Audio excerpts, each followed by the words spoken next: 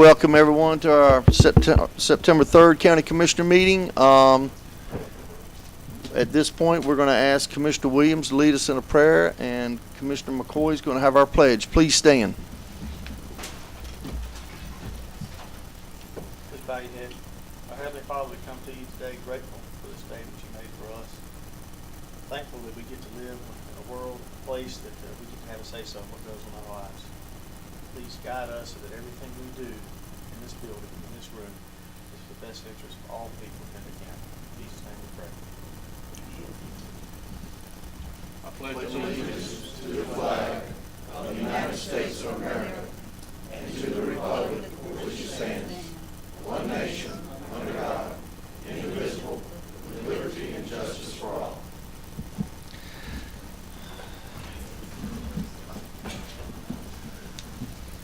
Well, we're a couple of commissioners short, so I guess to begin with, I know Mr. Tate said he was going to be late, so if we could get a motion to excuse those two. So moved, Mr. Chairman. I'll second it. Okay, I have a motion and a second to excuse Tate and Commissioner Ward. All those in favor? Vote is unanimous. Thank you.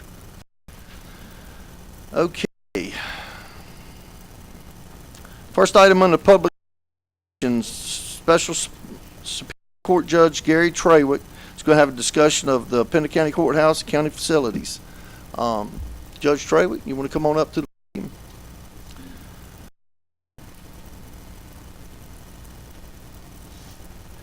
I want to thank y'all for letting me be here. Good to see you. And I guess one of the first things I want to say is I'm not here as Judge Trawick. I'm here as somebody who lives in the county seat.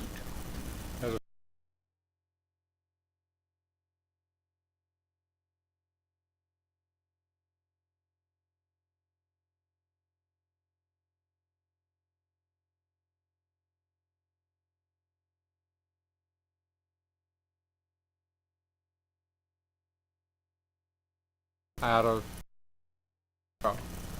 and eventually of moving the courthouse out of Burgaw. I think, I'm not telling you that that may not be the thing to do. That may be why I think that you need a little stronger before you go so far down the road that you cannot back up. I'm one of 7 Superior Court judges in the history of North Carolina who's ever held court in all 100 counties. I've been in every county seat. And I can tell you that when I go into a county seat, I get an impression, not just of that town, I get an impression of the county. It is the trend to move sheriff's departments and court facilities out of town. I have not been in a single county seat where that happened, that the little town didn't just further decay and dry up. I'm going to read another little thing I do is when I go to a county that I've never been to, I shoot a roll of film around the county seat of what it looks like. And I write up a little couple of pages of my impressions of the county and the town. I'm going to read a couple of them to you, or maybe 3 or 4. This one's from Haywood County. Downtown Waynesville is all decorated for Christmas and is very pretty. The town seems alive and busy. I do not believe there's a single empty storefront, except one that is being remodeled. Everyone is friendly and you can tell the locals are involved in what's going on. It appears to be a good place to live. They have a new courthouse. It's built right next door to their old courthouse. They have a sheriff's department and a jail. It's built 1 block behind the courthouse. Chatham County. Pittsburgh and Chatham County remind me of Burgaw and Pender County. Now, I'm not trying to offend anybody, but if I want to go ahead and read what I've written here. In Pender, we have Yankees invading the eastern part of the county And in the southern parts of the county, Wilmington is spilling over into our territory. In Chatham, it is Chapel Hill coming from the north and Raleigh coming from the east. The Raleigh carrier crowd is akin to the Yankees in Pender. Then in parentheses, I've got, my computer just capitalized Yankee, which I never knew started with a capital letter. The western parts of the county are still Chatham. They still remind me of the western and northern parts of Pender County. Downtown Pittsburgh is alive. There are restaurants, there are stores where they have renovated older buildings, there's some new ones. They have, you may have read and remember, they had the big fire there that practically destroyed their old courthouse. And like Burgaw and Pender County, they want to preserve their past, and they went and rebuilt and redid that old courthouse right in the middle of town. But before that, they also had a new courthouse, and it is directly across the street from the old one.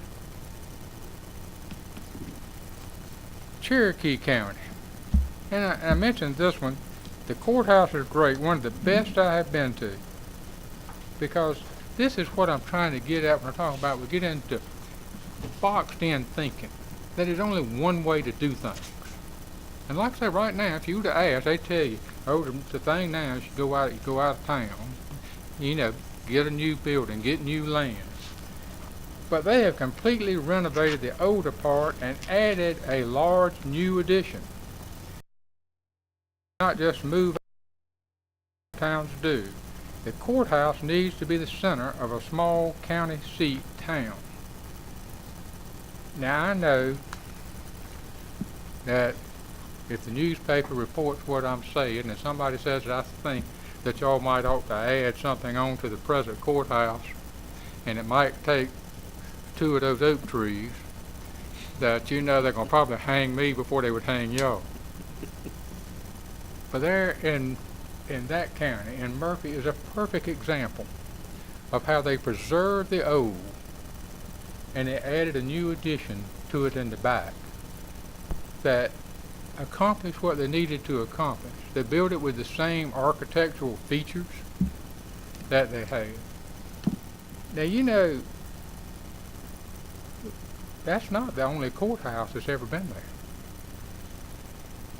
That courthouse, people who come through Burgaw and tell me, oh, you've got that pretty old courthouse. That courthouse was built in 1936 with WPA labor. That courthouse was built there because another courthouse that was there was torn down because the people needed a bigger, more modern structure. The original courthouse built on that square was built in 1883. And before that, there was a courthouse on the corner across the street from there. So I've written a history of the county. I don't think anybody can accuse me of not wanting to respect history. But if you live in the past, you're going to die. It's where I see it in every town that I go to. Orange County, again, Hillsborough is a small town.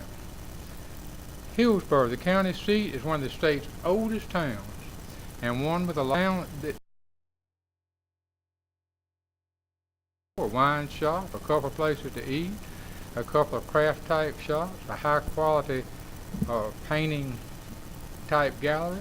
There's a good sporting goods store which sells tackle and bait and hunting supplies. Of course, I like that, and didn't really think, I would find that in Hillsborough, right there close to Durham and Chapel Hill. But it was all that. And of course, there was an independent drugstore and offices. They built a new courthouse. They built a new sheriff's department. Where did they build them? Right directly across the street from the old. They kept that business coming to the old downtown there.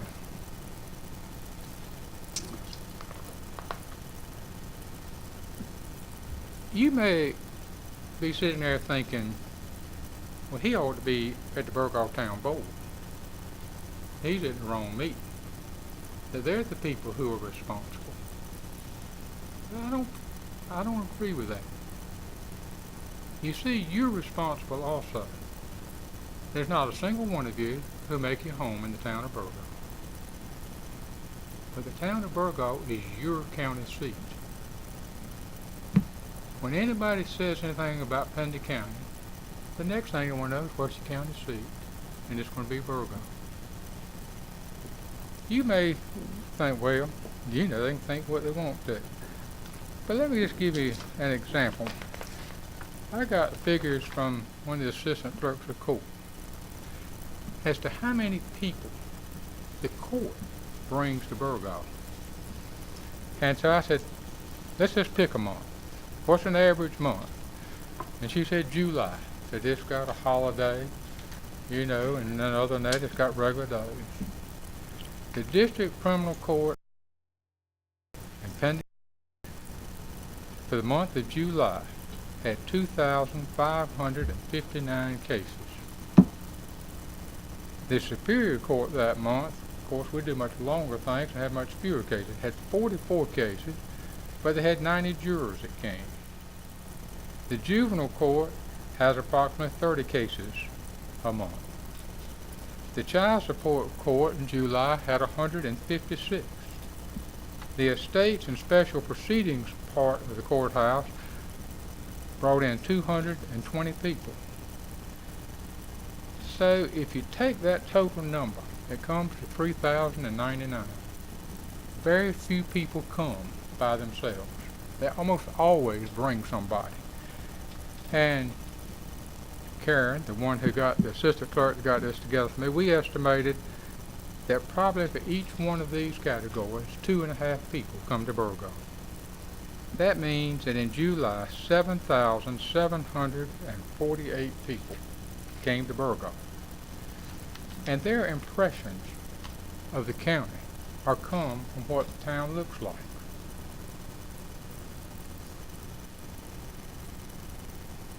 I'm not going to take a lot of your time, but I want to point out to you, the county already owns significant property in the town.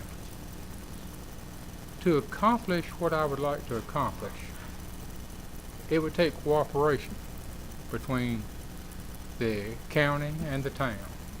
When I was town attorney at Burgo and town for 12 years, I was town attorney at Surf City for 16. There wasn't much cooperation between the county and the town. And I brought that up to the mayor in Burgo, and he was real quick to tell me that this board, those of you sitting right here, had shown the most cooperation that he had seen since he had been mayor. He was real complimentary of all of you as to the cooperation that seemed to be existing between the town and the county at this time. But it would take that kind of cooperation, because what I'm asking you is to bring somebody in here and say, if you didn't have any restrictions, forget about, saying you've got to put it here. What could you design for us that would do the job? What would be adequate? When I think of downtown Burgo, I was raised here. Freddie and I walked down to the drugstore after school. It's just to show y'all how much government has grown. When I was a boy, that building that's the courthouse had all the court facilities, the clerk's offices, the register of deeds offices, the tax office, the veterans office, the sheriff's office, the library, the ASCS office, and social services were all in that building. That one building housed all of that. I could go out the door and there were 2 clothing stores, there were 2 car dealerships, there were 2 drugstores, there was a hardware store, there was a Western Auto, there was a movie theater, there was a furniture store. And of course, even before that, and when I was real small, there was a telephone office was there. The bus station was there with a restaurant. Those days aren't coming back. They're not going to come back and we're going to be that type of town. It's going to have in a way that is vital. It is going to be because it is the government center of the county. This is the place where people are going to come to do government business. And well, just to give you another example, I was in Halifax not long ago. Got here, the court facilities are fairly new and have been moved from downtown to a site about a mile from the center of town. I think it's a mistake for any little town to move the court from the center of town. No large town moves their court facilities from their downtown. They know courts bring people downtown. Now you would think that Raleigh and Durham, two of the biggest cities in North Carolina, that when they got ready to build a new courthouse would say, well, let's go out somewhere where we got all the parking, where we hadn't got to do those type things. But no, the new courthouse in Raleigh is being built directly behind the old one. If you go down Interstate 85, you'll see as you pass downtown Durham, right through the middle of it, you'll see their new courthouse. No large place does this. Only small places do this. I was talking to the town board, and I'll throw this out because I know some of them are here. They talk about a bypass. My thing is a bypass is nothing but a road to let the world go around you instead of come through you. So a lot of the things here, you would have to coordinate with the town. And one of the things I would urge is, I hear people say, well, Johnny Westbrook and Tim's are willing to sell. And we got the annex right behind us in the parking lot there.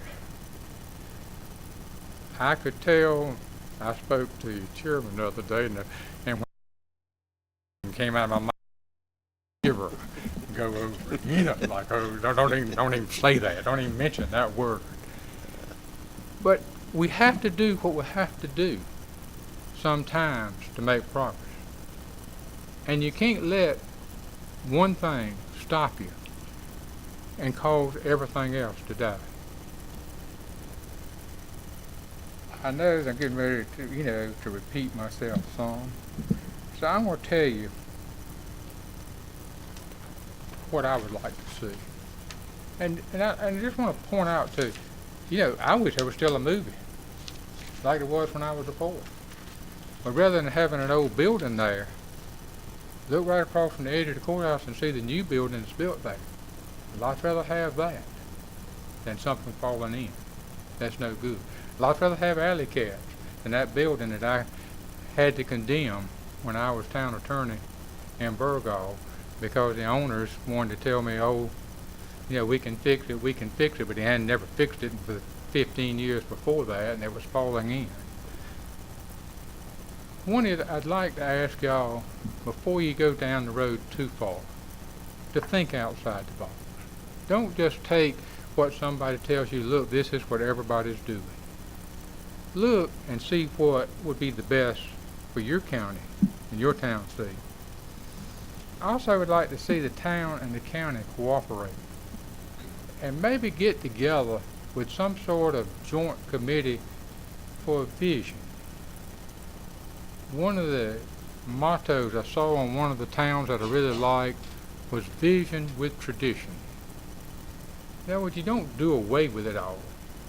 But just because something's old doesn't mean that you let it stay there forever. If you did, we'd still have the 1883 courthouse sitting there. Third, I'm going to ask you not to just do what everybody else is doing, because that seems to be the thing. And fourth, I've been on a college board, and I was town attorney, like I said, at Surf City and Burgaw. And various boards, oftentimes, I think that their philosophy was, as long as nobody's complaining, we're doing okay. And I would say to you that if nobody's complaining, you're probably not doing anything. So don't be afraid to step out there and get a vision to do things. I'm going to quit with this quote, and I'm not going to name this town. But this is what I wrote about one town that I went to about 10 years ago. Blank is not much of a town. Time passed it by. The buildings are all in second and third generation use or vacant. You have to get in your car to drive to find something to eat. It's obvious that the town and county officials are mired in yesterday. The refusal to make any change or look down the road has caused the county seat to die. No one would want to move here, and the young will not want to stay here. I don't want that said about my county seat. Pender County has some places that are destination places. Surf City, Topsail Beach. There are many of the towns in the mountains that have become tourist attractions. They're destination centers. Burgaw is a destination center only in the sense that it is the government center.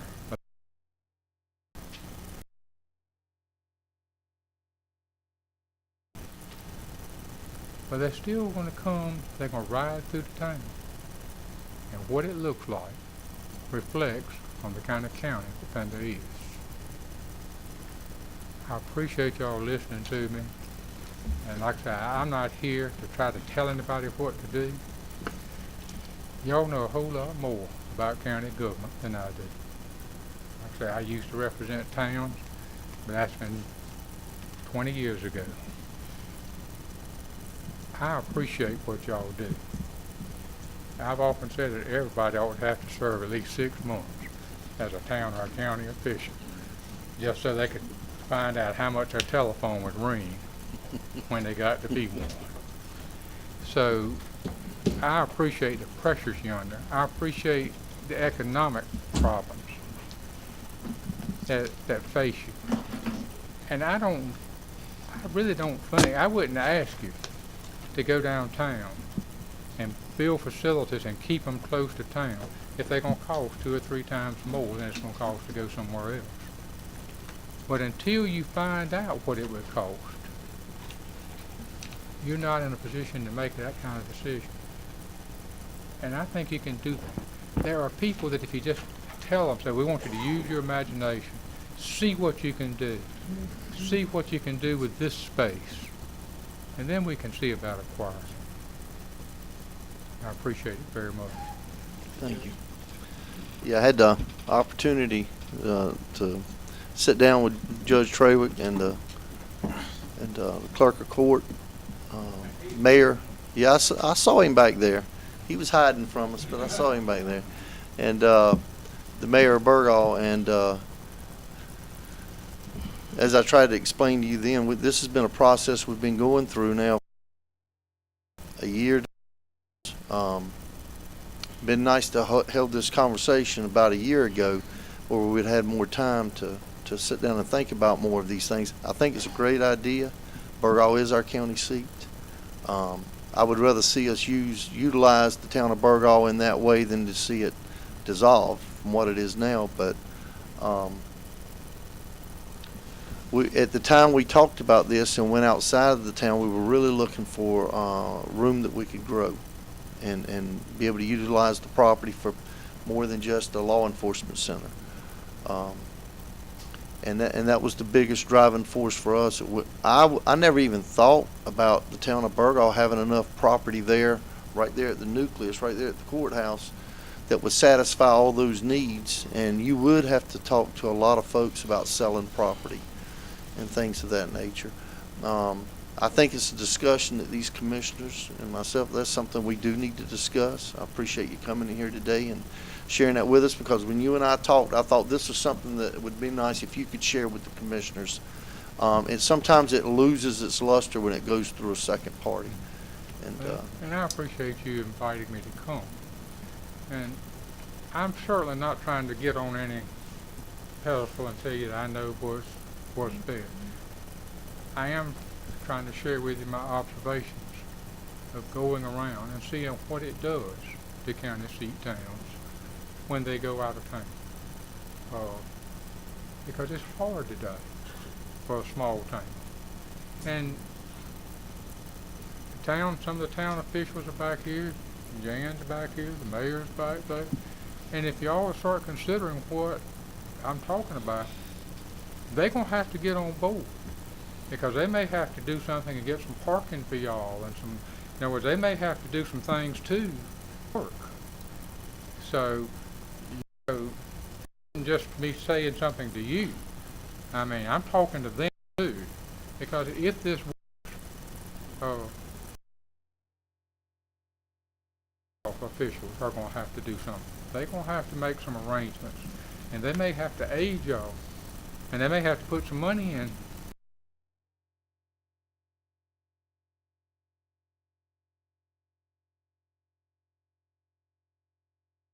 Now might have to say, we can do something about that. And that's the reason I say it has to be a cooperative effort. You can't expect y'all to come and do it all.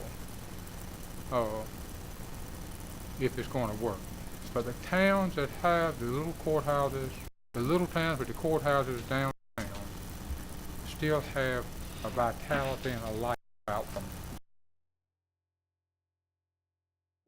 Just simply don't have. Thank you. Appreciate it. Appreciate Gary coming too. He and I went to school together at Old Burgo High School.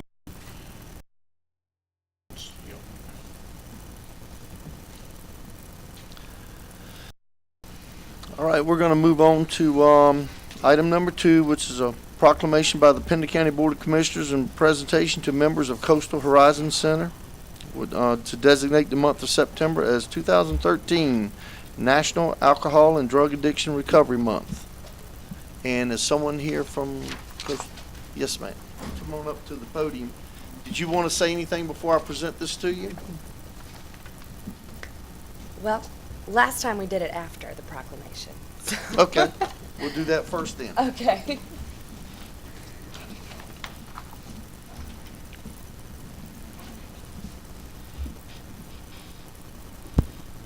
Just going to read the proclamation. It's the proclamation by the Pender County Board of Commissioners. September is National Recovery Month. Whereas addiction and mental illness are diseases and mental health is an essential part of overall wellness, and there will be a lot of whereases here. Whereas prevention of substance use disorders works and effective treatment can help people recover from alcohol and drug addiction and mental health disorders, and whereas the benefit of preventing and overcoming substance use and or mental health disorders are vital to individuals, families, and the community at large. And whereas people in recovery achieve healthy lifestyles both physically and emotionally, and whereas more than 20 million Americans are dependent on illicit drugs and or alcohol according to the 2011 National Survey on Drug Use and Health, and 1 in 5 Americans will experience a mental health issue this year. And whereas the cost of untreated and mistreated mental illness and addictive disorders to American businesses, governments, and families has grown to over $100 billion annually, and whereas community-based services that respond to the needs of the individual and family are cost-effective and beneficial, and whereas recognition is due to those who have achieved long-term recovery and is sharing with others how recovery benefits life, and whereas Recovery Month is observed every September nationwide by advocacy organizations to raise awareness and understanding of issues related to substance use and mental health disorders, and to eliminate the stigma associated with seeking substance use and mental health services. Now therefore be it proclaimed that the Pender County Board of Commissioners do hereby proclaim September 2013 as Recovery Month in Pender County, and call upon the citizens, government agencies, public and private institutions, businesses, and schools in Pender County to recommit to increasing awareness and understanding of mental illness and the need for accessible services for all people who suffer from mental disorders this 3rd day of September 2013. Thank you, ma'am. Appreciate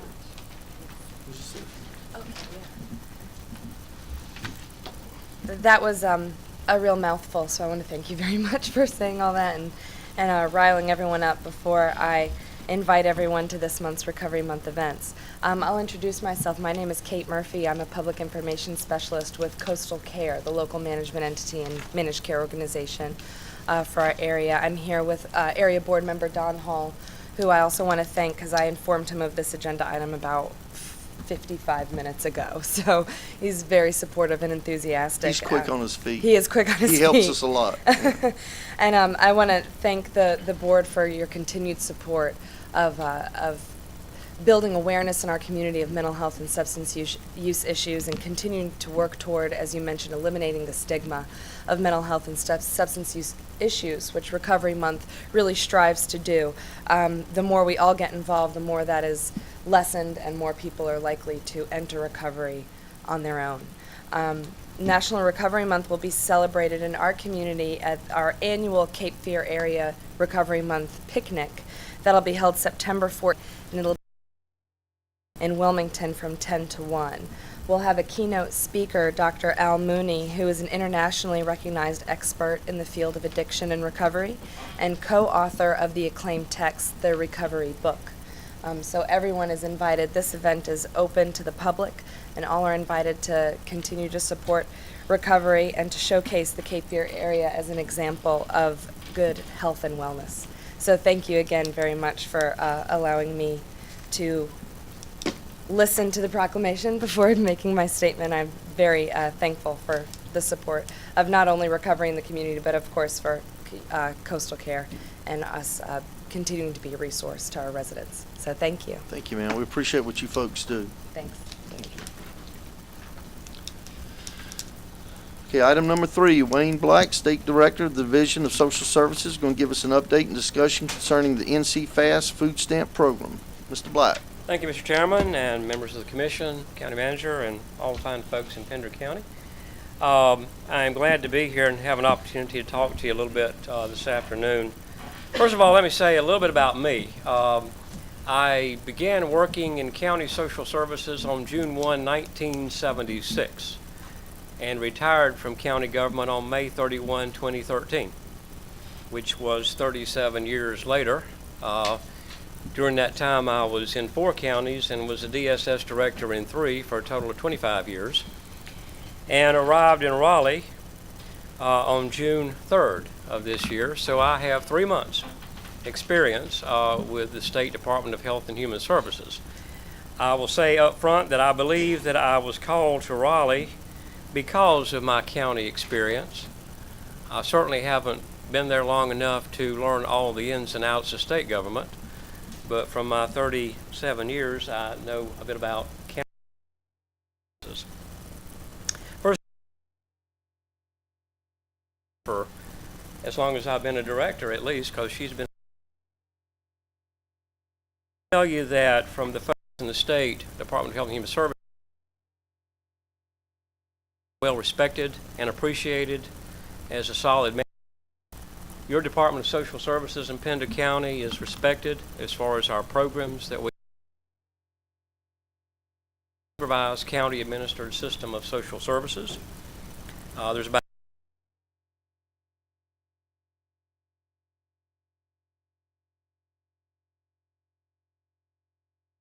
effective. It's always a pleasure, and at the helm in a county DSS. The last probably 6 weeks have been very difficult ones for your staff at the county DSS and for all 100. NC Fast is, and let me do a little bit of history about before I talk about NC Fast. And again, it comes from being around for a long time.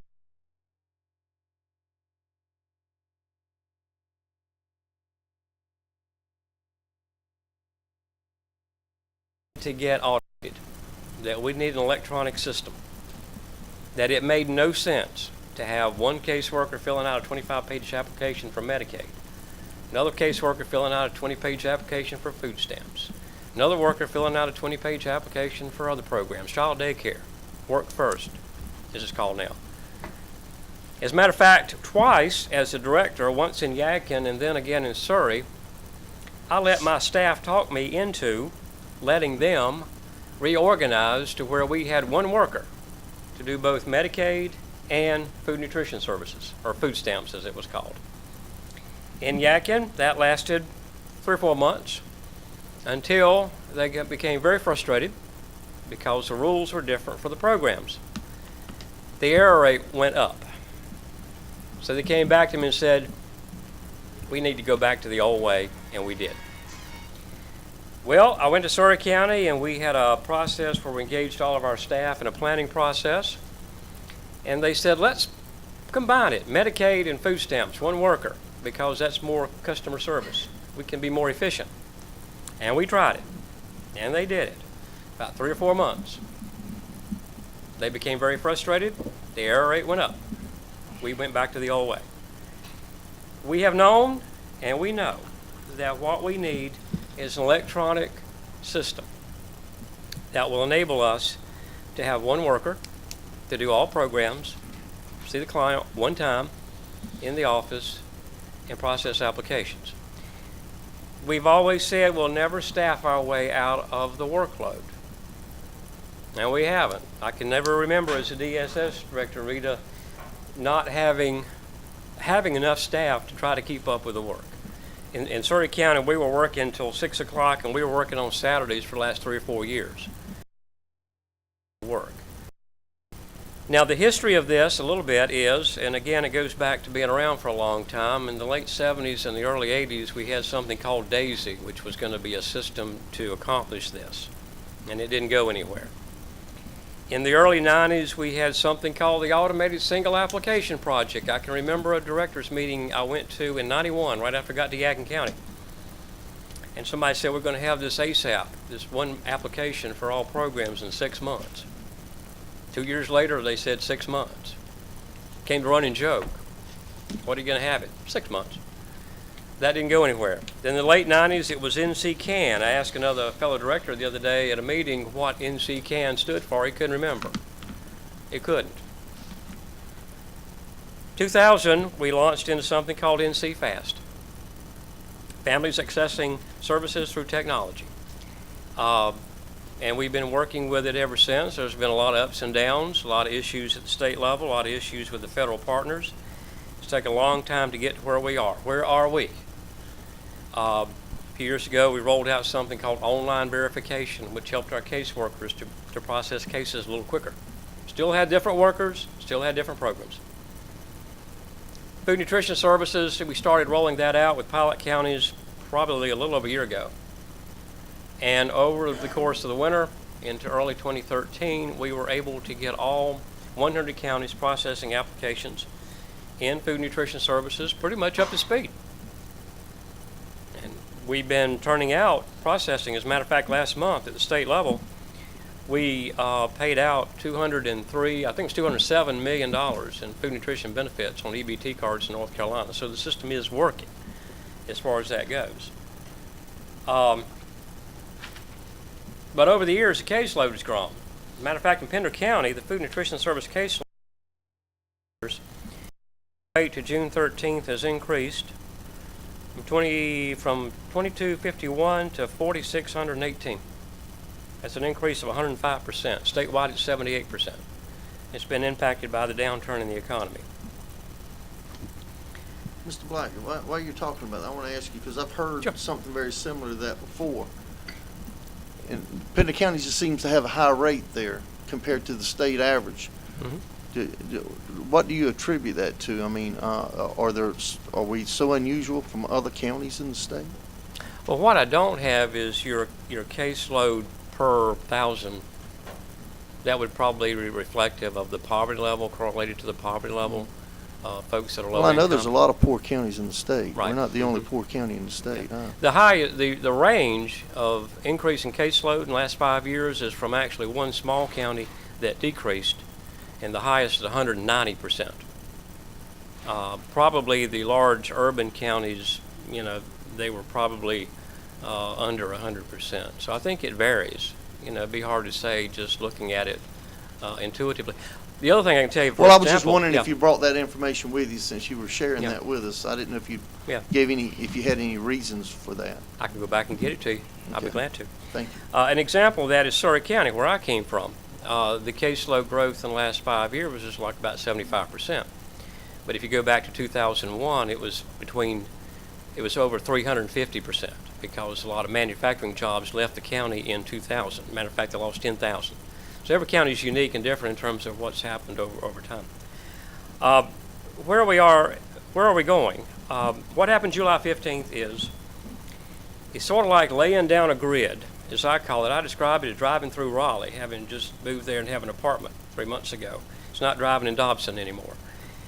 You lay down a grid and you learn your way around it in terms of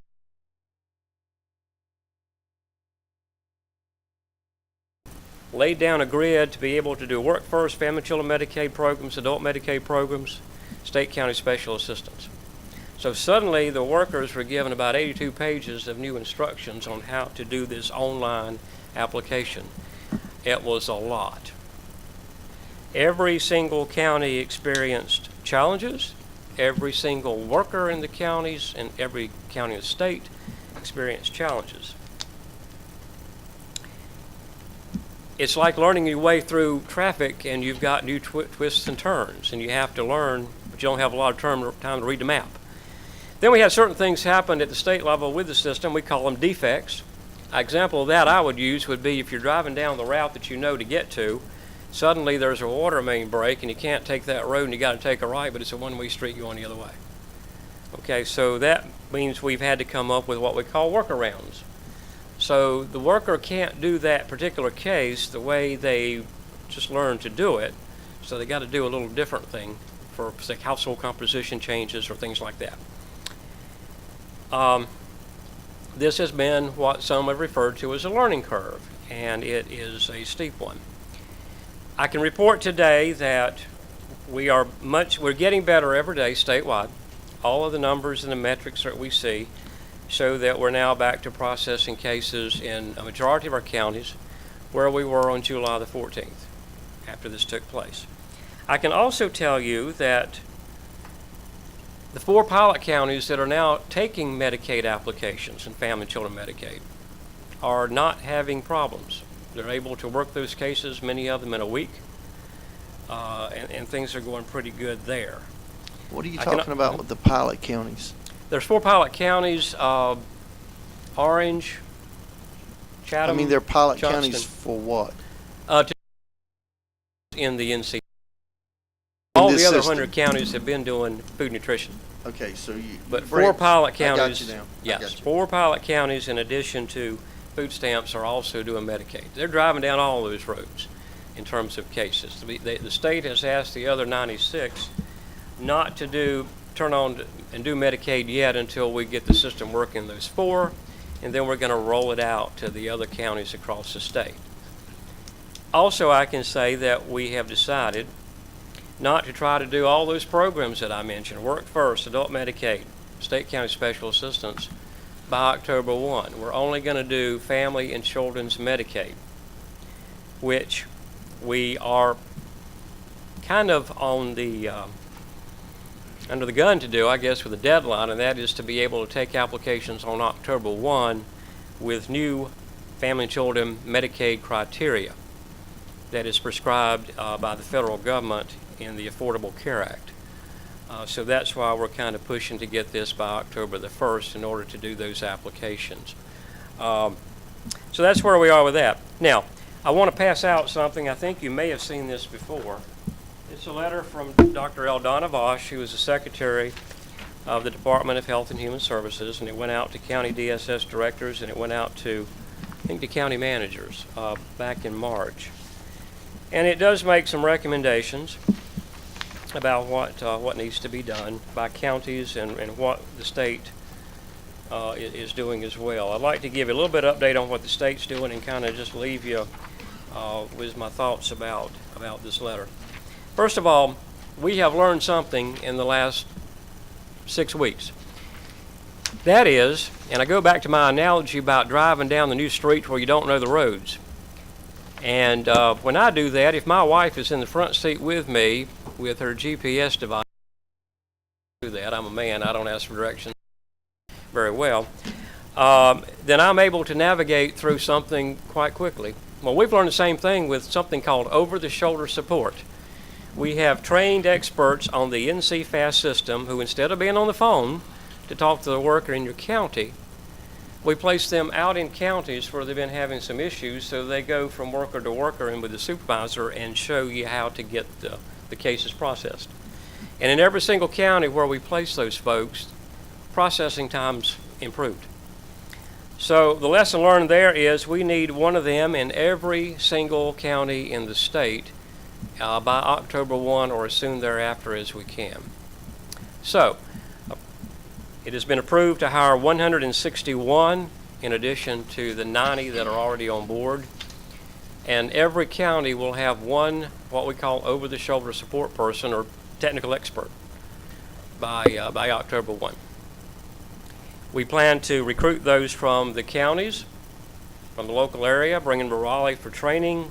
They come back to the county, come back to Pender County, live here, work here, be an expert paid by the state to help the county workers process cases and get through the implementation of Family and Children Medicaid and then later the other programs. The additional thing that we're doing is we beefed up the state NC-FAST Center. At our Division of Social Services, we actually have 21 staff members on loan to NC-FAST to help process those tickets and correct problems and work through them. It's all hands on deck to try to get this done. Why are we going to do this? I had a friend of mine when I was younger used to say, well, he worked in the private sector. He said, in the private sector, we spend money to make money. In the government, you just spend money. We finally came to an agreement on something, and that is in both the private sector and the public sector, it is wise and prudent to spend money. And what our feeling about NC-FAST is this is our system to invest in order to save money on the back end. And what we're saying is, by next year, instead of having the food stamp worker, then see the Medicaid worker, then see the child daycare worker, with a family with children, back and forth, hour and 15 minutes each. When this is done, with this case management system NC-FAST, families will tell their story one time. They'll see one worker. They'll do their application for food nutrition, Medicaid, and child daycare, or work first, or whatever else. And that will save time. Your staffing, as far as your income maintenance programs in Pender County, as with every other county, is 50% county money and 50% federal. So any staffing, any savings through attrition, through redeploying your staff or other things that you save is going to be 50% county money. Now, what's the state got in it? Well, actually, the state doesn't put any money, except for very little bit, into your public assistance programs. What the state does have is invested money a long time ago in certain legacy systems to implement the programs, food nutrition, Medicaid, and others that are worn out. So the state's going to get a new system there that that won't be running on its last fumes as far as how we do business. It's a partnership, and it's where we want to go. As far as the letter is concerned, as far as the county, Dr. Boss recommends actually 4 things. One of those is a supportive IT presence, and I understand you've got that in place with your county IT department. There was an IT statewide call last Thursday, I believe. We felt like the IT folks needed to be kind of up to speed on what was going on. We're having weekly calls with all 100 county DSS directors Wednesdays at 3 to keep everybody up to date on what's going on. Have the approach with. I understand that has been taken care of. I know from my own experience in Surrey, we went from the bottom 15% and being slow. When we got additional bandwidth, we went to the top 15% for workers sitting there not twiddling their thumbs. So that makes a difference. Assure the software and the hardware requirements are met. You've done that. And the final thing is consider, first of all, having staff in other areas help out, as well as hiring temporary staff and or authorizing overtime to help address backlogs and get through this learning curve as far as taking in the new programs. And that's one that perhaps we can have a little more conversation about. I know that your staff are working a lot of comp time and trying to keep the benefits going out there. I know it's been difficult for your clients, your citizens of Pender County. It's been especially stressful for your staff in terms of this. I told Rita earlier, I said, it's a testimonial to your compassion of your staff that I know, and I hear this across the state, their concern, their wanting to work, their frustration of not getting the benefits to people that need them. And so that's why at state we're trying to work together with you to do all that we can to make this happen. See, we're going to get there. It's not easy. If it was easy, we'd have done it back in the 70s or 80s or 90s. But it's the way we got to go. Questions? I just have one. You're gonna bring the people to Raleigh and train them, and then you train the trainer. You know, I understand that. That makes sense to me. And they come back here. You know, a year from now, where will they be? Or I mean, is this a? It's a temporary. The So state's it doing is- this through a it is- temporary I agency. just want to make sure I heard that correctly. Right, That's the way yeah, I understood it. yeah. Okay. What we've been doing is finding them in Raleigh and training them in Raleigh, then deploy them out and paying room and board for them to stay in a hotel or something out. Bring them to Raleigh and put them back out. If in the future you need a staff person through attrition or whatever, then you've all, you know, next April or May or whenever, you got somebody in your county who's trained, an expert.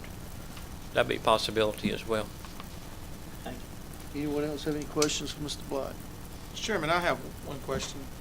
How many counties have already moved forward hiring additional staff members as a result of the NC FAST initiative? I don't think I'm aware of any counties that have hired regular staff. We have a number of counties that have hired temporary staff. As a matter of fact, again, that's our recommendation because we think in a post-NC FAST world, you won't need any additional staff. As a matter of fact, through attrition, you know, you'll be able to have less. So actually hiring temporary staff members at this point will actually save us long term. Exactly, exactly. Okay. The key thing is to get through this, I call it a hump, okay? In terms of the workers learning the complexity of this new automated system.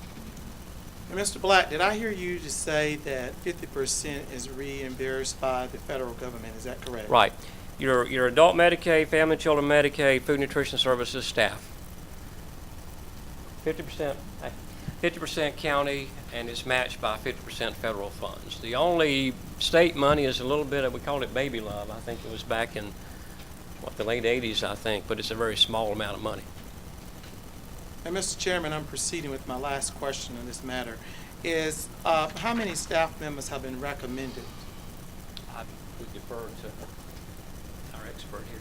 Only one has been recommended for Pender County as far as the over support staff from Raleigh. But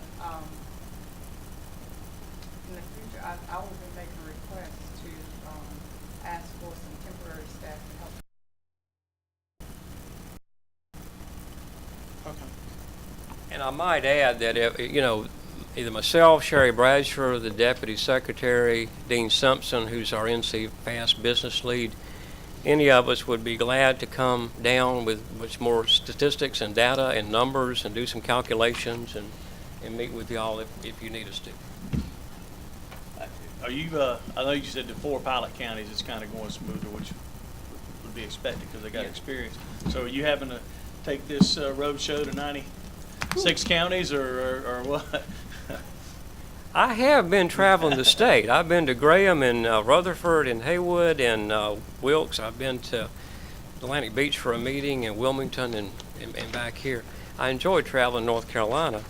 I guess my role is to, to talk about the history and where we are and where I think we're going. That sort of thing. Thank you.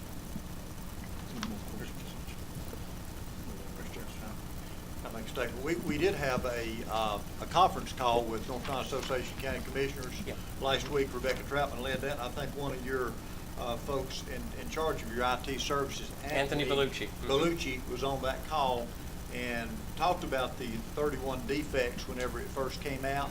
And I think by next weekend you're going to be down to 7. Is that correct? I think it's 8 or 10 right now. Okay. Today. We're doing daily reports now. And he seemed to think that since we were experiencing such a backlog in Pender, that we might be able to ask for 2 troubleshooters instead of just 1. Would that be a possibility? I think that's something we yet to determine. you know, there's going to be some flexibility at the state level in terms of, we call them a SWAT team, in terms of putting resources where there's the most need. In addition to every county having one, larger counties would have more than one as far as these over-the-shoulder experts. Thank you, Commissioner. Yes, Mr. Black, just had a question based on the new software and hardware that this is implement. What areas the system is going to help us potential food stamp fraud? Is there, and I don't know if that's in there. Right. Well, based Well, on this software, is everything turned over to computer? Can you elaborate on how that's going to be prevented? well, the system does have its connections to various databases to get up-to-date data about folks. But here's the thing. The way it works now is if somebody comes in and applies for Medicaid today, they'll see a Medicare worker and they'll tell the story and they'll give them some information about their circumstances. They may come back in 3 months and apply for food stamps. They may come back in 6 months and apply for child care subsidy. So they're giving information about their income and their respective information to 3 different workers at different times. Then next year, on their anniversary of their application, they're going to do a review this month for this program, a review 3 months later for that program, 6 months. With this, the